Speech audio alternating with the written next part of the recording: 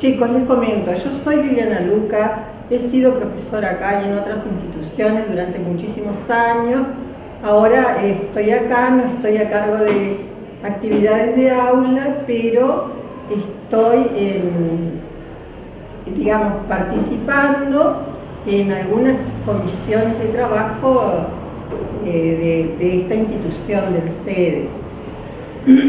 Con ese motivo me han invitado a participar en algunas actividades, como el año pasado un conversatorio sobre el tema de la persona humana, y ahora también en otro momento sobre profesión y vocación, y en este momento me invitaron para participar en, digamos, con un aporte conceptual en este proyecto, y me tocó el siglo XIX.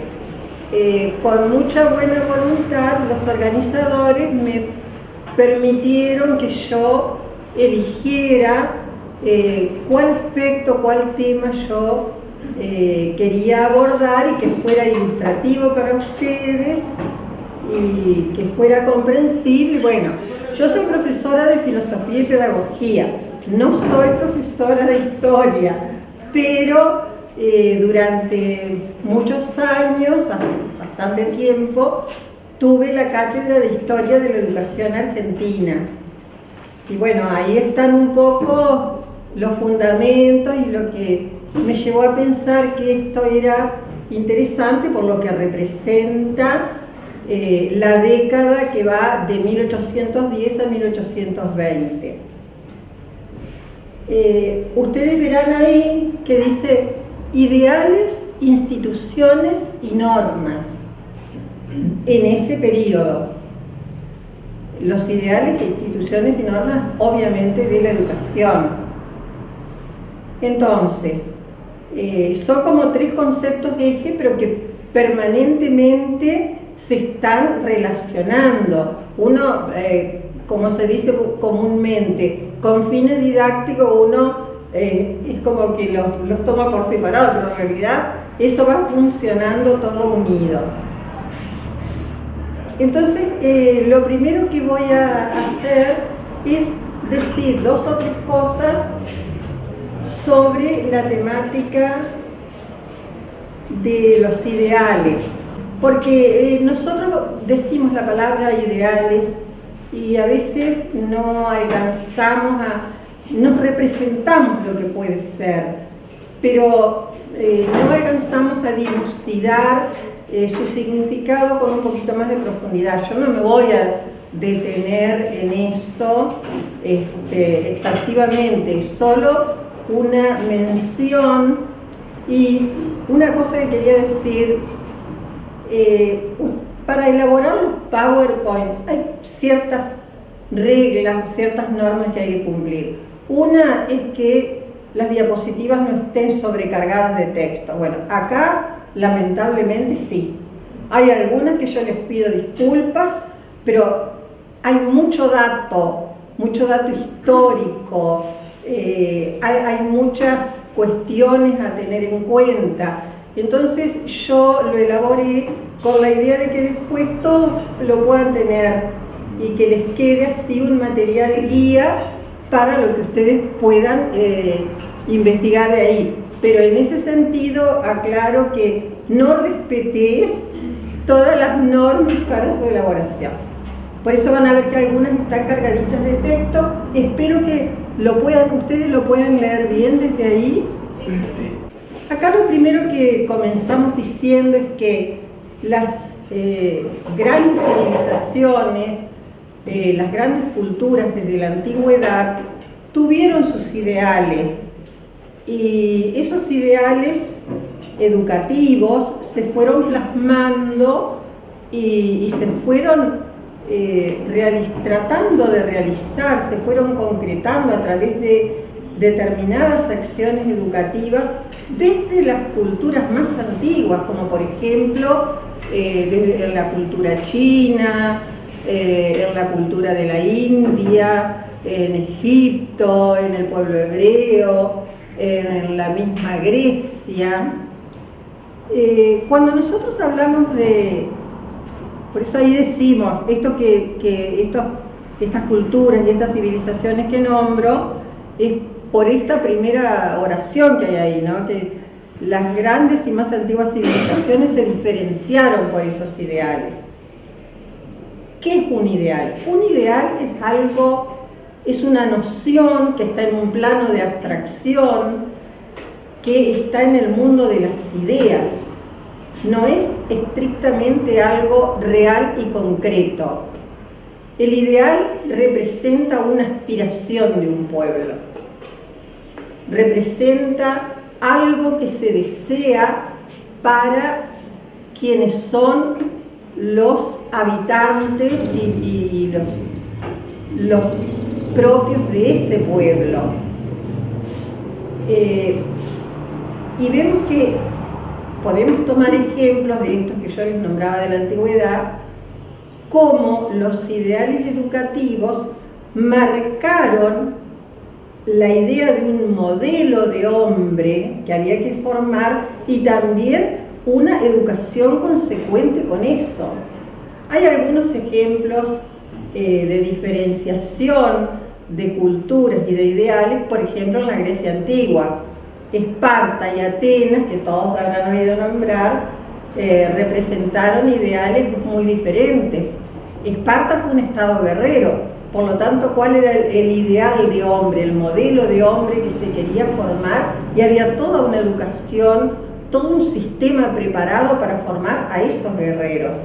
Inclusive había una formación de las mujeres con esas aptitudes también guerreras. En cambio, Atenas, lugar de nacimiento de la democracia, Atenas fue un estado de cultura. ¿En qué sentido? En el sentido de que, si bien se preocupó por la educación física, también participaron en guerras y demás, pero se trató de formar culturalmente al hombre libre. Es decir, el ideal era ese, por lo tanto, había ciclos de disciplinas que apuntaban a eso, que apuntaban a la formación cultural. Entonces, el ideal representa una meta o aspiración. Voy a comentar algo porque muchas veces se habla de la palabra ideal y se la trata con un sentido peyorativo, porque se dice, ay no, eso es muy ideal, como que fuera algo negativo. Y no. ¿Por qué no es algo negativo? No porque no está en el plano de la realidad. Acabamos de decir que está en el plano de las ideas, en un plano de abstracción. El ideal, desde ese plano, nos marca rumbos. El ideal es como, de algún modo, es como una especie de faro que nos está guiando un camino, nos está indicando y marcando un camino. Entonces, algo puede ser muy ideal y no por eso será algo negativo. Es una aspiración, algo que se quiere alcanzar y que de hecho se instrumentan los medios en las distintas culturas para tratar de alcanzar esos ideales.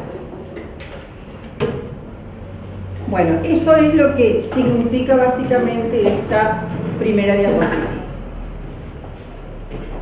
Ahora bien, yo les dije, y acá van a decir, acá hay otra mentira, porque les dije, el PowerPoint no respetó todas las normas, y yo les dije, vamos a hablar de 1810 a 1820, pero ahí vamos a ver aparecer el ideal en la época colonial, es decir, previo a la Revolución de Mayo de 1810.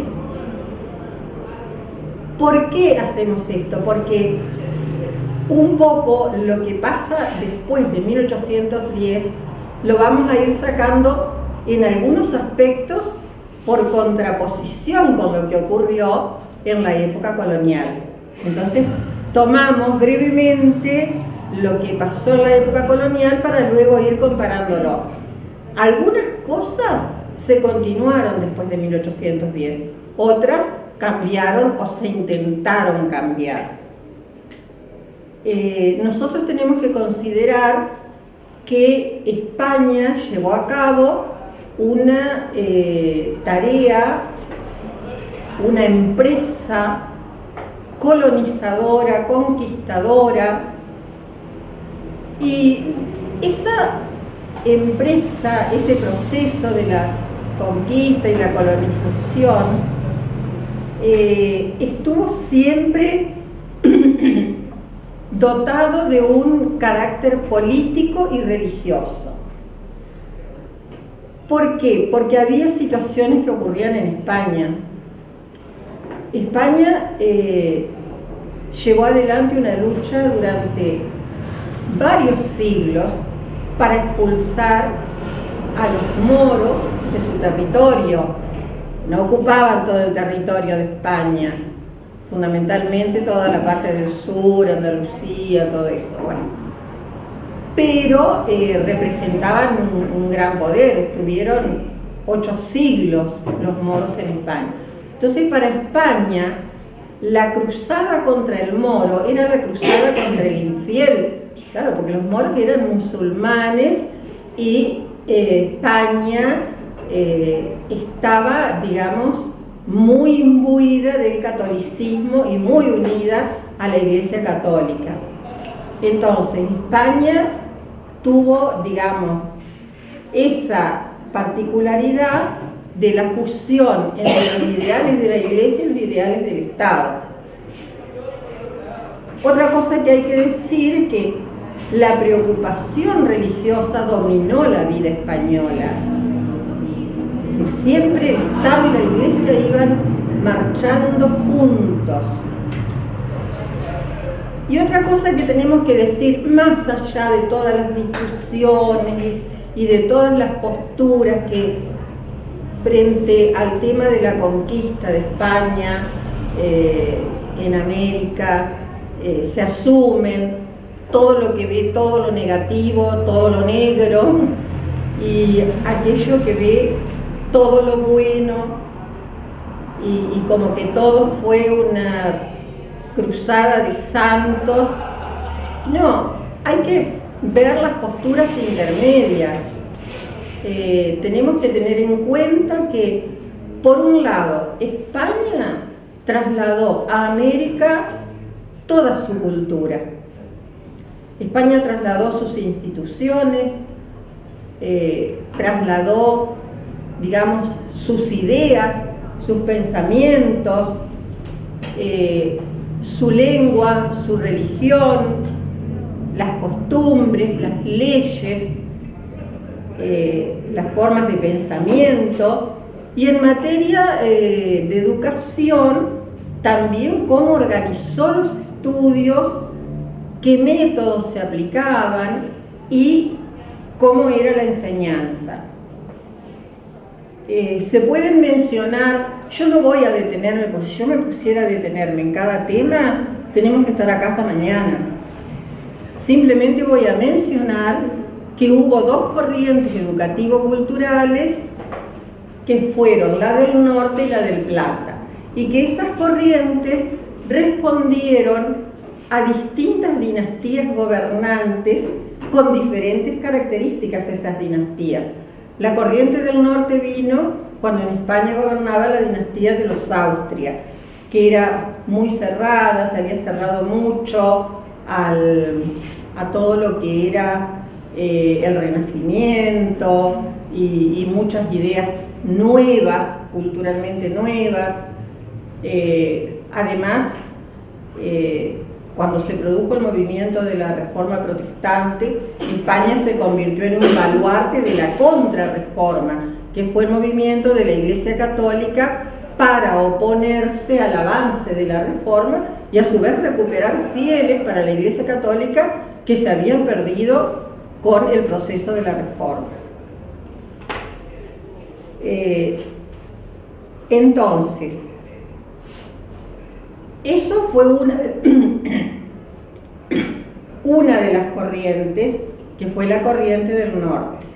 La otra corriente fue la del Plata, que ya provino de la época en que España había pasado a estar gobernada por los Borbones, que eran una dinastía de origen francés que ya venía imbuida de ideas liberales, ya venía con las ideas de la Ilustración, y esos cambios de algún modo se reflejaron en América.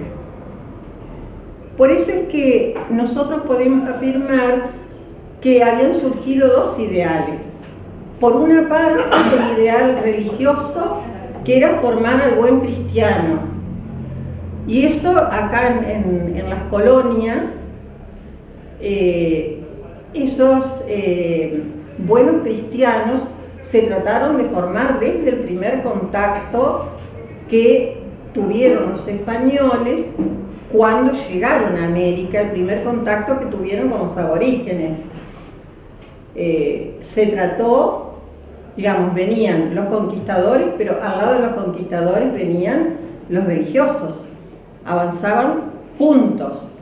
Entonces, lo primero que se trató fue de convertir a esos aborígenes al cristianismo. Y luego eso, consolidadas las fundaciones y consolidadas las ciudades o los pueblos en América, se fueron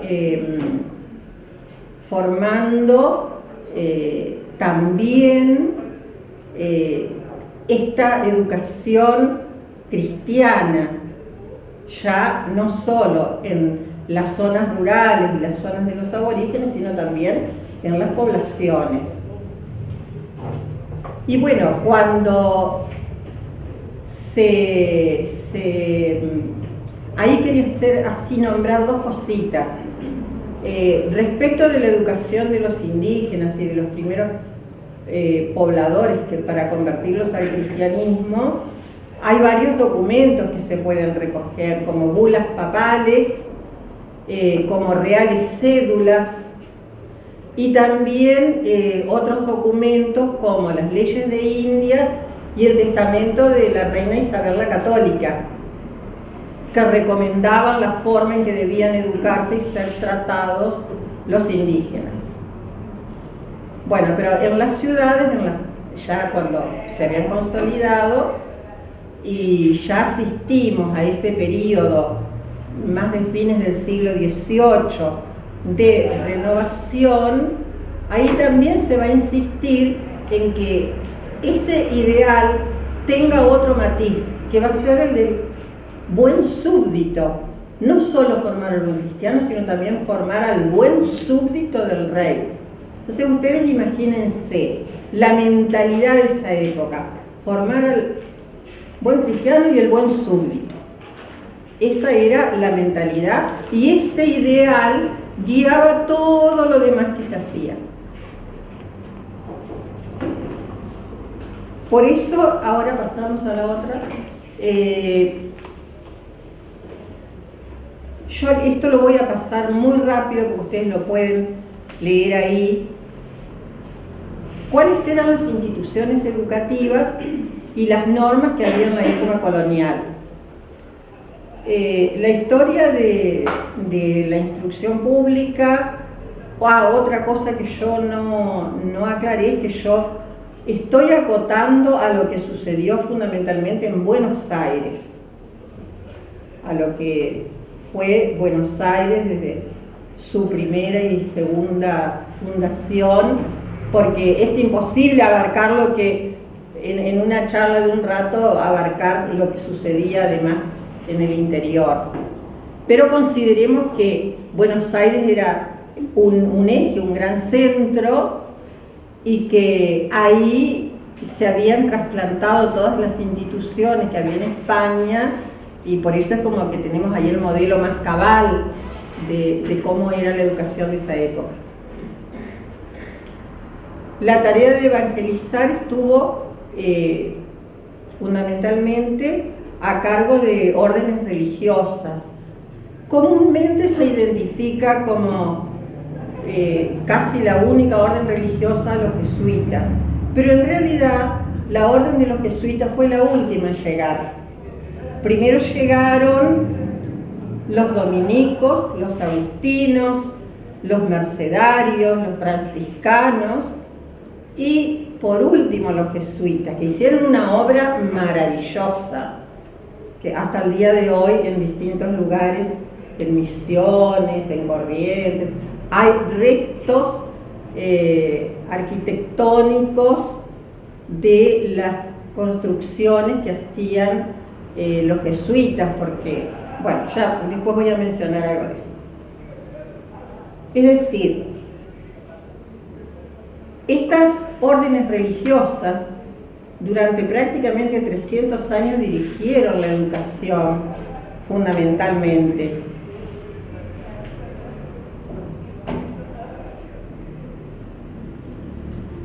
Y los diferentes niveles de educación fueron el nivel elemental, que tenía las escuelas conventuales o parroquiales. Conventuales era porque se creaban en los conventos, y parroquiales porque generalmente al lado de cada convento se organizaba una parroquia que también brindaba cierta educación. En algún momento esa educación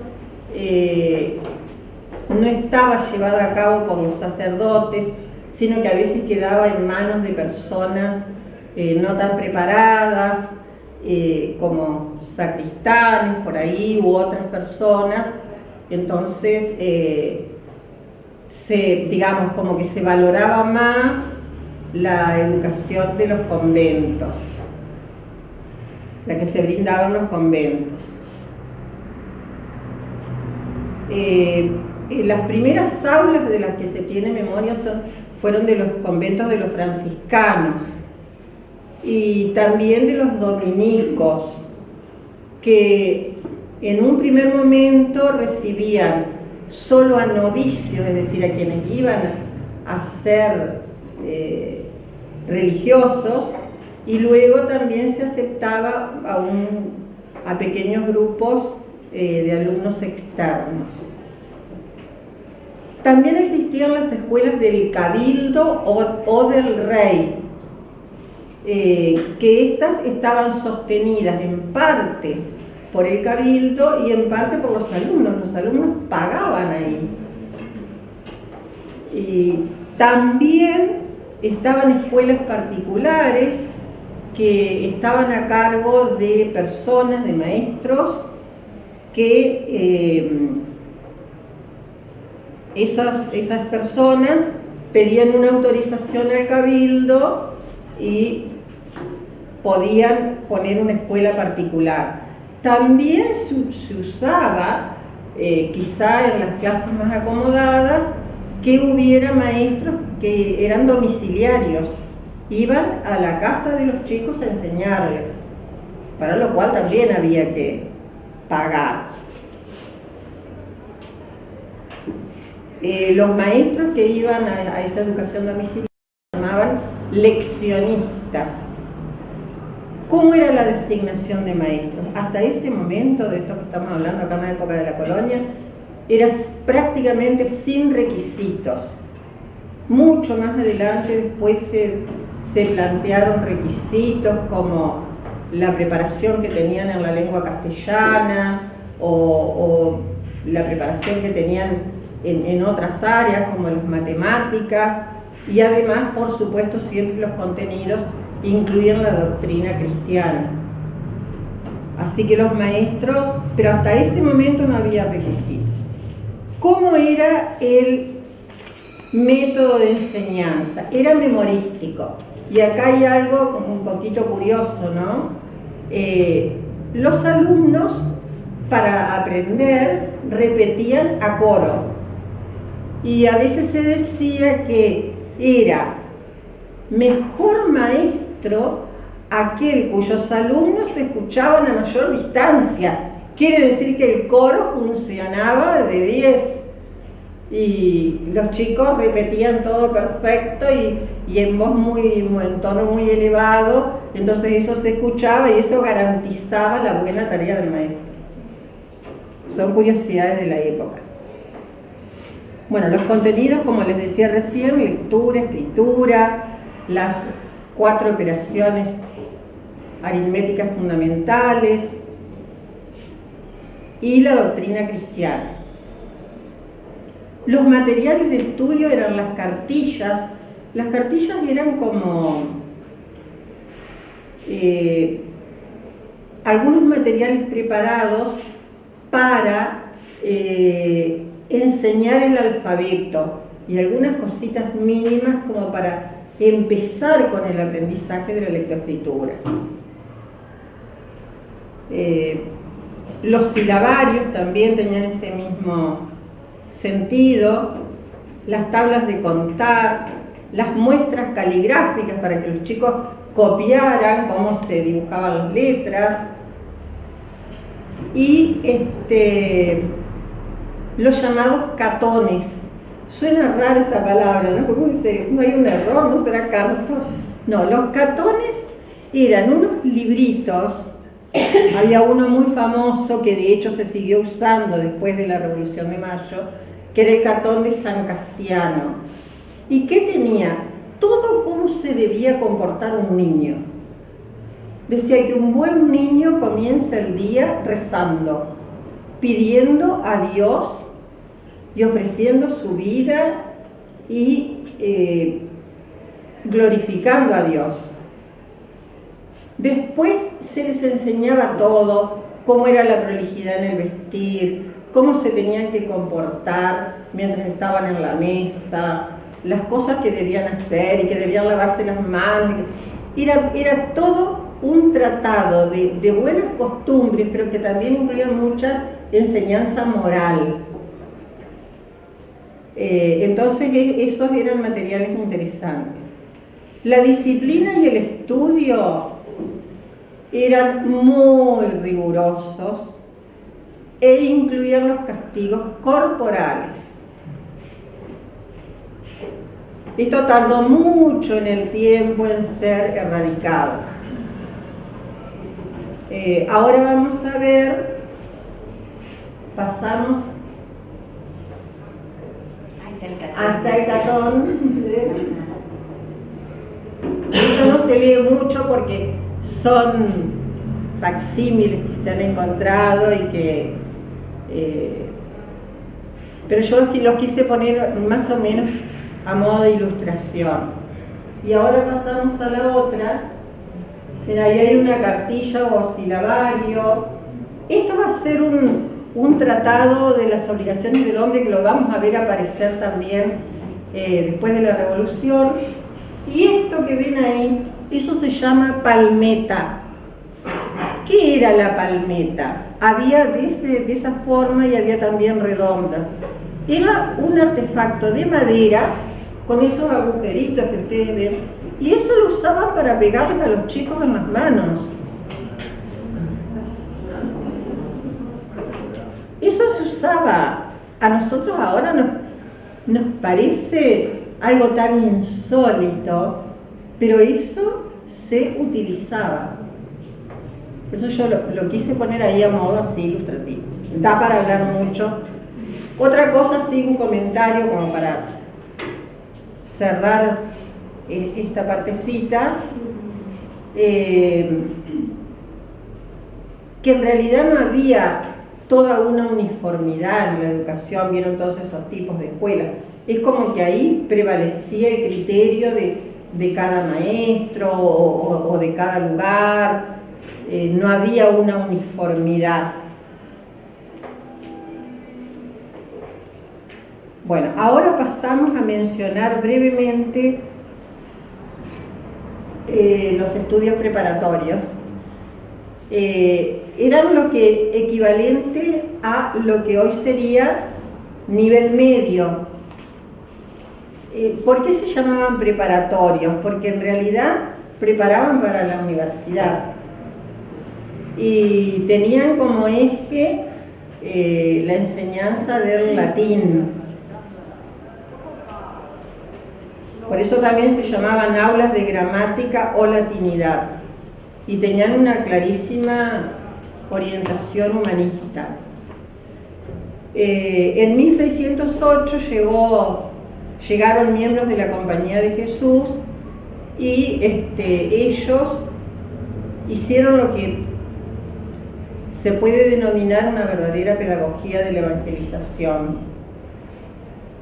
Y la Compañía de Jesús, que se había creado como una orden enseñante, es decir, órdenes religiosas dedicadas a la enseñanza y a la educación, fue también como parte de la Contrarreforma, fundada por San Ignacio de Loyola. Nosotros acá en Gualeguaychú tenemos una capilla que lo recuerda San Ignacio. San Ignacio y la orden, ellos generaron un plan de estudios, un método y una organización llamada el Ratio Studiorum. En realidad el nombre en latín era más completo, pero se ha sintetizado en esas dos palabras.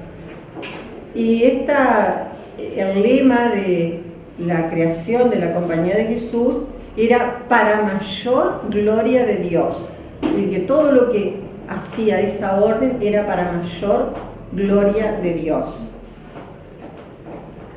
Bueno, ellos habían creado un colegio en la actual Plaza de Mayo, que nació primero bajo la advocación de Nuestra Señora de Loreto, pero que después, al ser beatificado Ignacio de Loyola, cambió el nombre a San Ignacio, Colegio Grande de San Ignacio. Después, en 1661, se trasladó a lo que es la Manzana de las Luces, que es algo que es muy interesante si algún día pudieran ir a visitar la manzana. Yo he ido como 4 veces porque me apasiona, a visitar la Manzana de las Luces en Buenos Aires. Está las calles que la rodean: Perú, Moreno, Bolívar y Alsina. Y bueno, ahí está, esto es el germen, este colegio que después va a ser retomado, porque después ustedes saben que los jesuitas fueron expulsados por orden del rey Carlos III en 1767. No nos vamos a poner a analizar los motivos ahora, pues también estaríamos hasta pasado mañana y falta un montón. Fueron expulsados, pero su obra no se perdió totalmente, porque se formó lo que se llamaba una junta de temporalidades, que lo que hacía era administrar todos los bienes que habían quedado de los jesuitas, y aquello que se podía continuar como obra educativa se continuó. Ya vamos a ver. Y justamente después de la expulsión se crearon, a instancias de la Junta de Temporalidades, se crearon los Reales Estudios, y sobre eso la base del Colegio de San Carlos. ¿Por qué de San Carlos? Porque era en honor a Carlos III ese nombre. Y esos colegios van a ser el origen de lo que es el actual Colegio Nacional de Buenos Aires. Fíjense hasta dónde van las raíces, hasta dónde nos podemos remontar hacia el pasado para encontrar algo que conocemos hoy.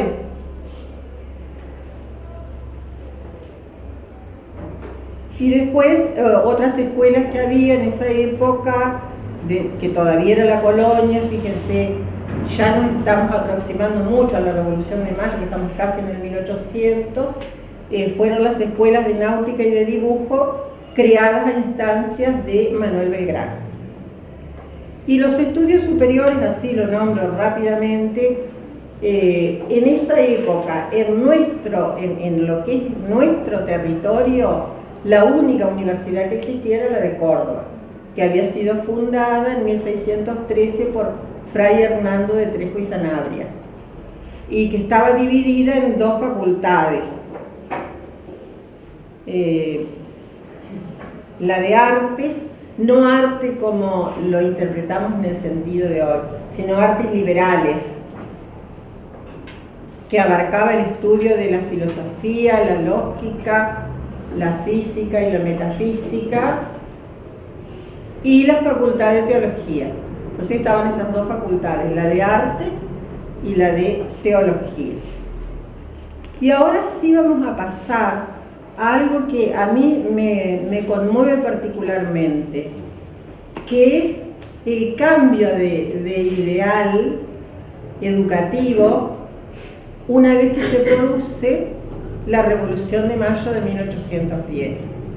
Así como dato, para que ustedes tengan en cuenta y después puedan leer, investigar y todo, piensen que la Revolución de Mayo es hija del movimiento de la Ilustración o Iluminismo, y que muchos de los hombres de Mayo estuvieron formados en esas ideas, porque ellos muchos fueron a estudiar a Europa o se formaron en otros lugares, pero con esas ideas nuevas que empezaron como Ilustración e Iluminismo y que culminaron fundamentalmente en Francia con la Revolución Francesa. Así que tengan en cuenta que nuestra Revolución de Mayo es una hija directa de la Ilustración, del Iluminismo e Ilustración.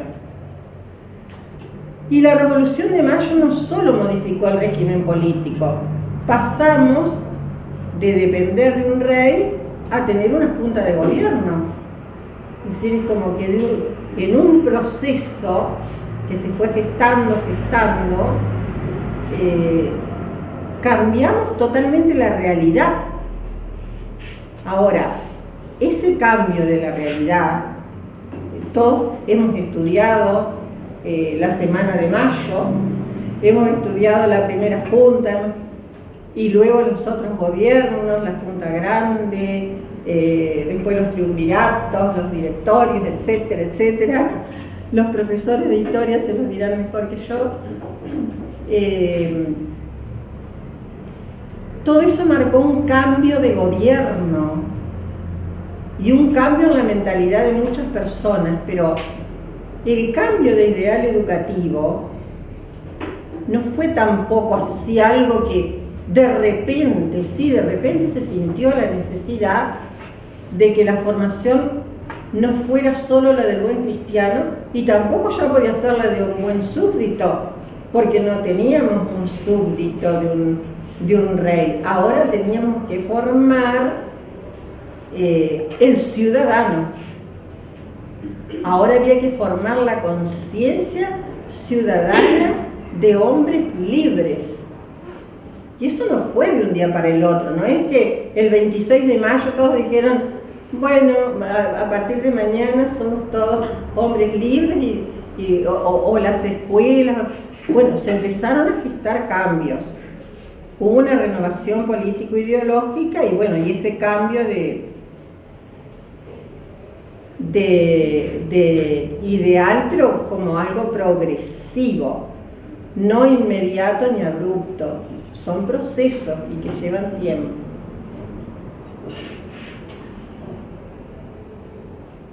Ahí ya, sí, estamos ahí.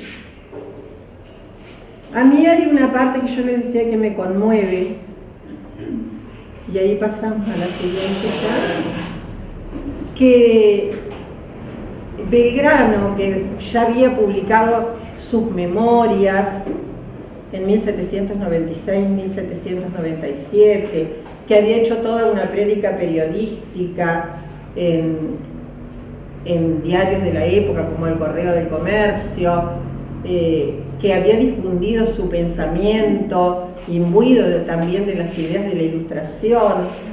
La Ilustración lo que quería era que la educación le llegara a todo el mundo, que el hombre, el individuo era libre, que no debía estar bajo el yugo de una autoridad absoluta, de un monarca absoluto, sino que inclusive renegaron hasta de la autoridad de la Iglesia. Pero en estas ideas lo que se pretendía era que la educación fuera un bien para todos, y que el hombre usara, por ahí viene lo de iluminismo, la luz de la razón. Por eso viene lo del nombre iluminismo de este movimiento que va a atravesar todo el proceso.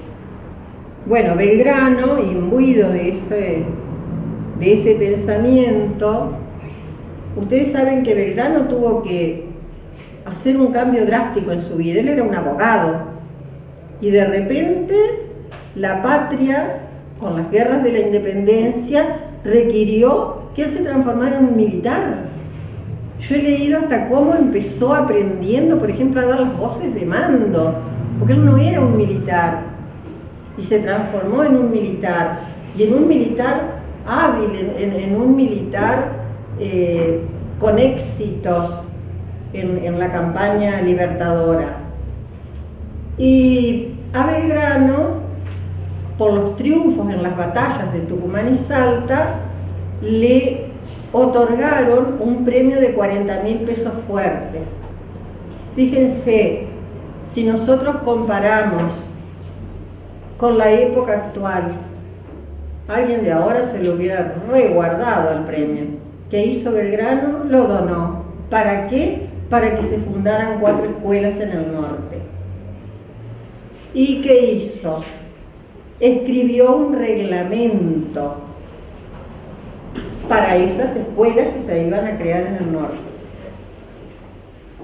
Y acá en el artículo 18 queda totalmente definido ese ideal del ciudadano.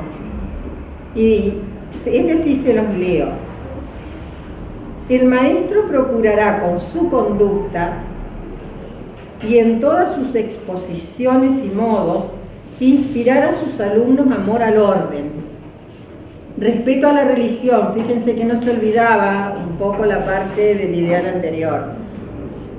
Moderación y dulzura en el trato, sentimientos de honor, amor a la virtud y a las ciencias, horror al vicio.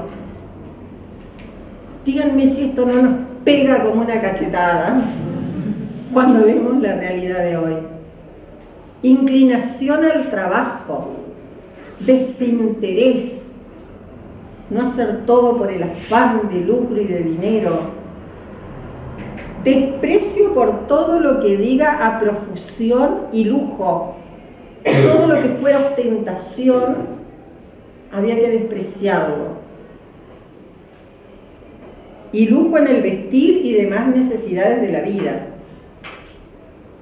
Y un espíritu nacional que haga preferir el bien público al privado y estimar en más la calidad de americano que la de extranjero. Es un poema. Es un poema. A mí me toca profundamente cada vez que lo leo. Y hace muchos años que lo estudié. Entonces, esto es una expresión, una descripción de ese ideal de formación del ciudadano que llega con la Revolución de Mayo de 1810. Pasamos a la siguiente cosa.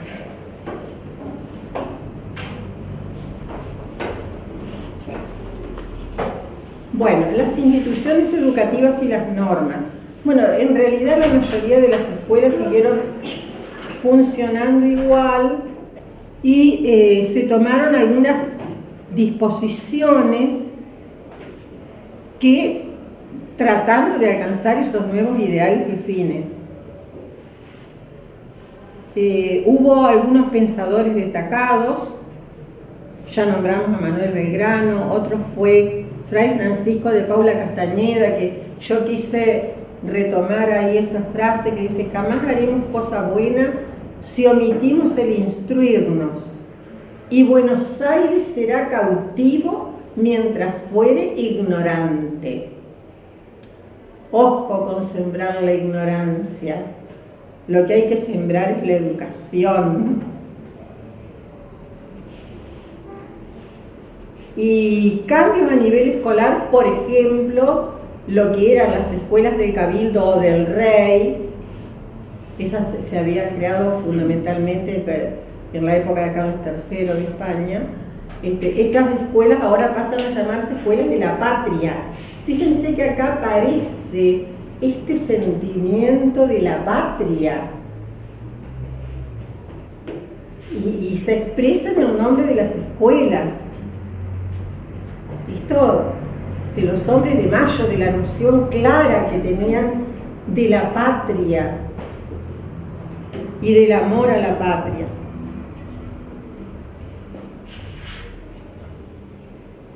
También hubo una orientación nacional en cuanto a que a los alumnos de las escuelas, alumnos y docentes, se les impusieron las actividades de índole patriótica. ¿Qué era eso?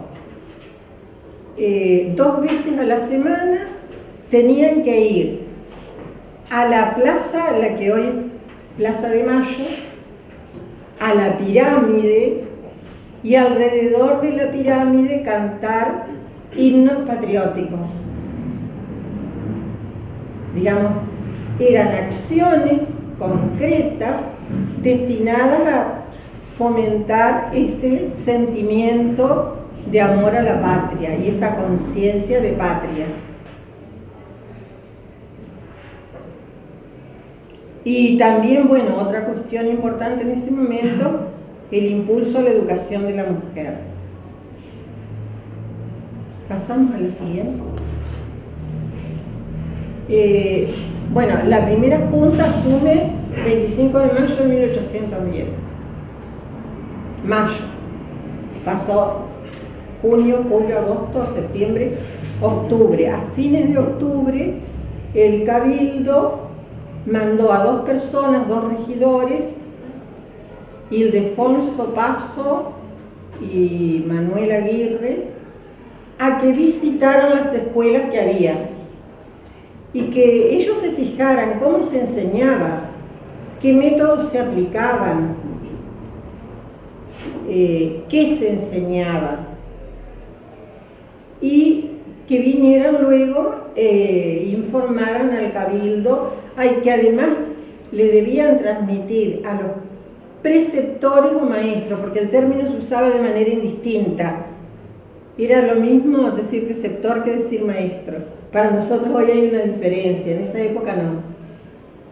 Que les dijeran a los preceptores que el Cabildo estaba a disposición para atender las necesidades de las escuelas y para inclusive tener en cuenta la carrera y los derechos en cuanto a la remuneración y todo eso de los preceptores o maestros. Es decir, que los iban a recibir a los preceptores bajo su protección, digamos. Es un ente del Estado que está diciendo, los atendemos, queremos respetar sus derechos, queremos ayudarlos.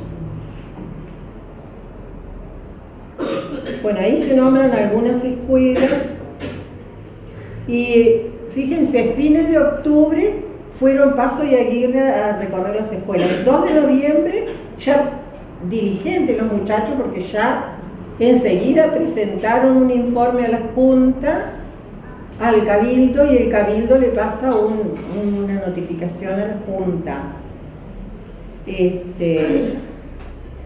Y la Junta expresa, el Cabildo le envía un oficio donde se expresa que era necesario uniformar la educación y organizar un método que se aplicara de manera uniforme en todas las escuelas. Si se quería un poco unificar, no aquello como en la colonia, que dependía de la voluntad de cada maestro y todo, y que eso seguía medio igual. Entonces ahora querían que eso fuera uniforme.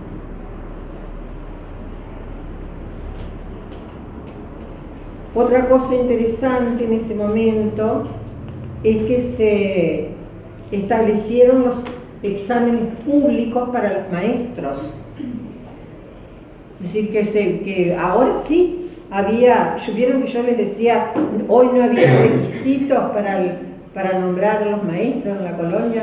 Ahora sí, tenían que rendir examen público de todas las ramas de la enseñanza. También, fíjense, yo escuchaba a alguien decir, cuando el orgullo era ser el buen alumno, o ser el abanderado, o estar en el cuadro de honor. Y hoy en día se desprecian esas cosas, no se valoran. Es más, hay quienes dicen que el mérito no sirve. Y en la vida todo lo hacemos por mérito. ¿Y qué es el mérito? Es esforzarse, es luchar para lograr las cosas. Bueno, ya los hombres de Mayo también establecieron premios para los alumnos que se destacaran, para estimularlos en los estudios. No era premio para agrandar el ego, ni aumentar el orgullo. Era como estímulo para que siguieran estudiando y mejor. Yo digo, ¿cuántas cosas tenemos que aprender de acá, no? ¿Cuántas cosas tenemos que revisar de tanto, perdón lo que voy a decir, mamarrachos que se dicen ahora, como que el mérito no vale? El mérito vale, el mérito tiene sentido, las cosas se ganan con esfuerzo. Entonces, acá tenemos un ejemplo claro de cosas hechas con convicción. Bueno, también encontramos un hecho que es la primera vez que el Estado toma injerencia en la enseñanza privada, porque la inspección que hicieron también fue a las escuelas de los conventos. Y se recomendó, en aquellos casos en que la enseñanza estaba en manos de personas no muy preparadas, se recomendó que quedara a cargo de los sacerdotes. Porque los sacerdotes tenían una formación excelente. Bueno, también se crearon algunas escuelas nuevas y ahora pasamos a lo siguiente. Bueno, ¿se acuerdan que hace un ratito yo les contaba que en la colonia usaban la palmeta para los castigos, ¿no?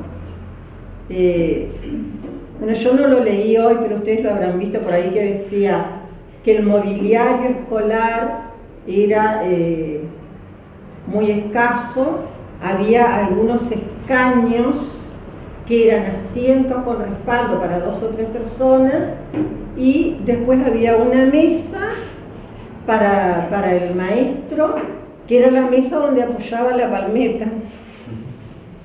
O sea que hasta su lugar asignado tenía la palmeta. Ah, no, a mí me impresiona eso.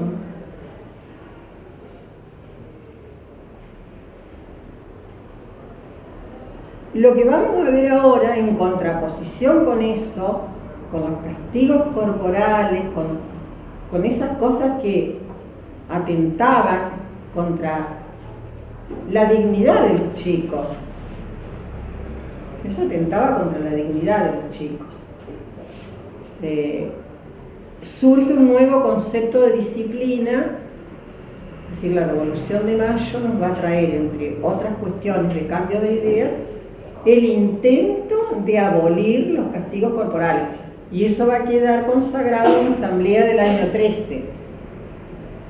Y nosotros ya teníamos un antecedente en ese mismo reglamento del cual yo les leí el artículo 18, en el reglamento de las escuelas del norte también tenemos un antecedente, 2 en realidad,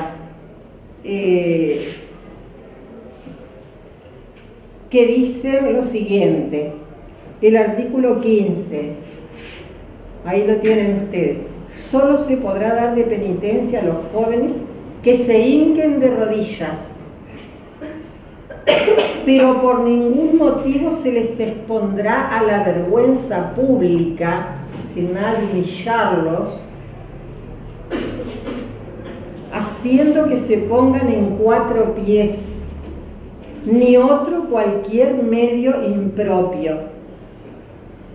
Y hay otro artículo que ya para los casos gravísimos, estos serían los de cuando había amonestaciones, las 25 amonestaciones, sería: a ninguno se le podrá dar arriba de 6 azotes por defectos graves, y solo por un hecho que pruebe mucha malicia, o sea, de muy malas consecuencias para la juventud, se le podrán dar hasta 12 azotes, haciéndolo esto separado de la vista de los demás jóvenes, y nunca exponer a la humillación pública.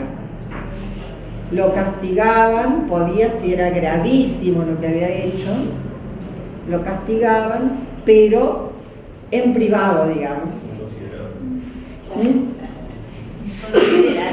Y, bueno, hay que ponerse también con que estos procesos llevaron mucho tiempo, porque en la práctica los castigos siguieron. Siglo XX y había castigos corporales, con puntero, un punterazo, una regla, un tirón de orejas, el hinchado de rodillas sobre el maíz. Sí, exactamente. Por la asamblea del año 13 hubo una reacción de los maestros, porque ellos ¿qué dijeron? Y que se los privaba del único recurso pedagógico que ellos tenían para controlar la disciplina. Es porque todavía acá no se habían, faltaba mucho todavía para que se difundieran ideas pedagógicas europeas. Yo creo que recién en las épocas de Sarmiento, desde 1856 en adelante, que Sarmiento había ido a Estados Unidos, a Europa, y se había formado muchísimo, se empezaron a difundir más ideas pedagógicas más novedosas, digamos, ¿no? Y que atendían a estas otras cosas. Así que, a consecuencia de la queja de los maestros, el Estatuto Provisional, que ustedes lo estarán viendo ahí, de 1815, abolió la medida, porque desautorizaba a los maestros. O sea que la mesita con la palmeta aparentemente iba a seguir estando. Después hubo un reglamento provisorio que restableció el decreto de la Asamblea del año 13, pero en la práctica siguió la aplicación de castigos.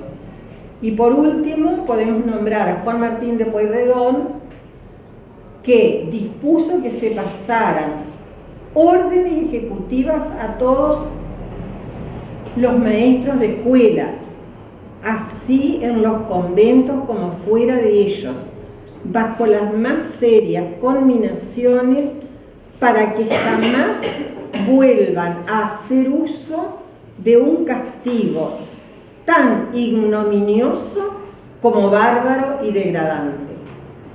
Es decir, el cambio de ideas está, pero lo que costó fue el llevar las ideas a la práctica. Fue que todos las asumieran y llevarlas a la práctica, llevarlas a una concreción. En cuanto a los textos escolares,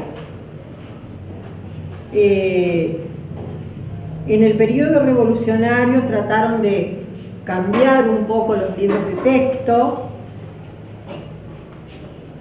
pero resultó difícil que se abandonaran los de la época colonial, como el que yo les contaba, como el Catón de San Casiano, o el Catecismo de Pouchet o del Padre Astete, y la Historia Sagrada de Fleury.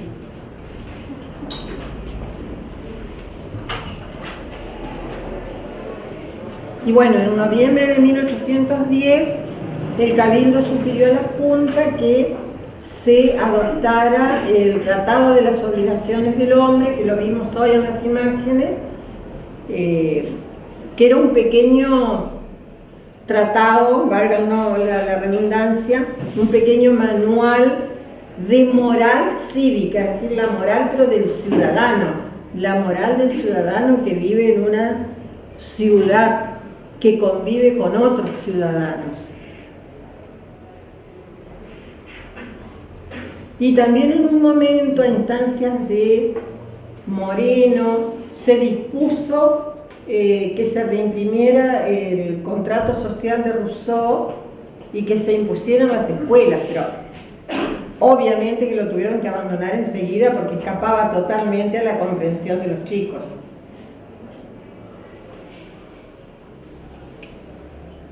Y los procedimientos didácticos, la enseñanza se basaba en la memoria, bueno, lo que ya contamos, la repetición a coro.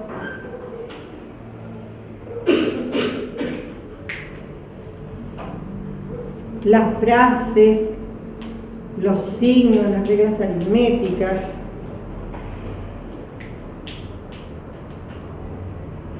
Bueno, ahí tienen ustedes las materias. Yo no quiero esforzar demasiado la voz porque en cualquier momento me da ataque de tos. Y el gobierno de la educación, bueno, eso es otra cosa interesante, que se dispuso la creación de un cargo de director general de escuelas. Y ese cargo lo ocupó el canónigo Saturnino Segurola, que dictó reglamentos tanto para las escuelas de la ciudad como de la campaña. Después hubo muchas enseñanzas especiales que eran como para darle un carácter más científico a la educación. Se creó una academia de música, una escuela de matemáticas que iban a ser militares, se creó un instituto médico, que acá les va a sonar el nombre seguramente, del doctor Cosme Argerich, quien elaboró el plan de estudios.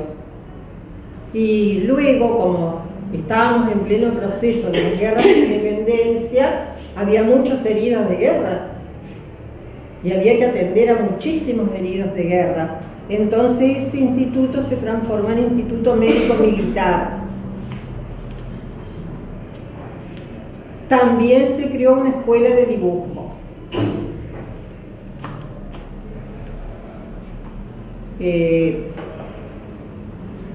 También una academia de matemáticas militar y una academia de jurisprudencia. Y en cuanto a los estudios secundarios, en los primeros años de la Revolución, los estudios que habíamos nombrado como preparatorios continuaron así, fundamentalmente en las aulas de los conventos.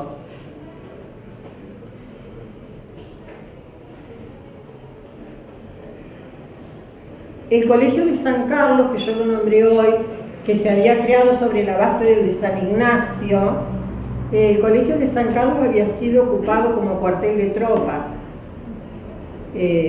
Había quedado como desmantelado, digamos. Así que en 1817 el director Juan Martín de Pueyrredón creó el llamado Colegio de la Unión del Sur, con un plan de estudios más amplio que el del Colegio de San Carlos. Dice, ya que se introdujo la enseñanza de las lenguas vivas, es decir, no solo se enseñaba el latín, sino que a partir de ese momento se incorporó la enseñanza del inglés, del francés, del italiano, de la filosofía y de la historia natural. Y bueno, ahí terminaría lo que es la educación que había en Buenos Aires entre 1810 y 1820, con este gran cambio de ideal. En un segundo les nombro una cosa, porque nos pasamos por un año. El 9 de agosto de 1821 se dictó el edicto de creación de la Universidad de Buenos Aires, que había sido un largo anhelo desde la Junta de Temporalidades y todo. Inclusive era tal el deseo de Buenos Aires de tener una universidad que en un momento hasta se pensó en trasladarla de Córdoba a Buenos Aires. Pero eso no, y menos mal, porque, bueno, se crea entonces en 1821 la Universidad de Buenos Aires, que abarcó todos los niveles. Les leo así rápidamente, porque eso no está puesto en una diapositiva.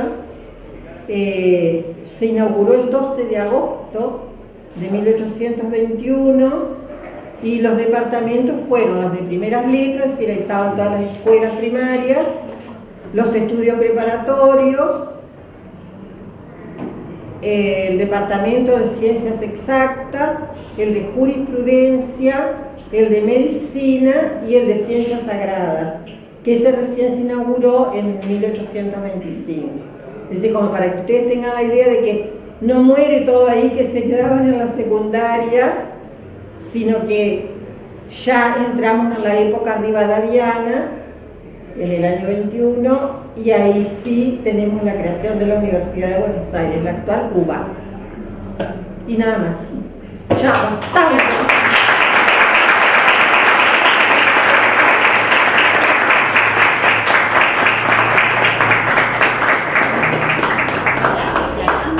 El tiempo magistralmente, justito para el recreo. Yo creo que me extendí un poco, lo que pasa es que el tema, y hay tanto más para decir de cada una de estas cosas, ni les digo de nombrar maestros, un montón de cosas que nada, tuve que ir suprimiendo porque se hacía demasiado extenso. Yo les agradezco mucho la atención, la concentración, la buena actitud para escuchar. Me encantó hablar de esto con ustedes. Gracias, Liliana, vos, la verdad, por tu tiempo.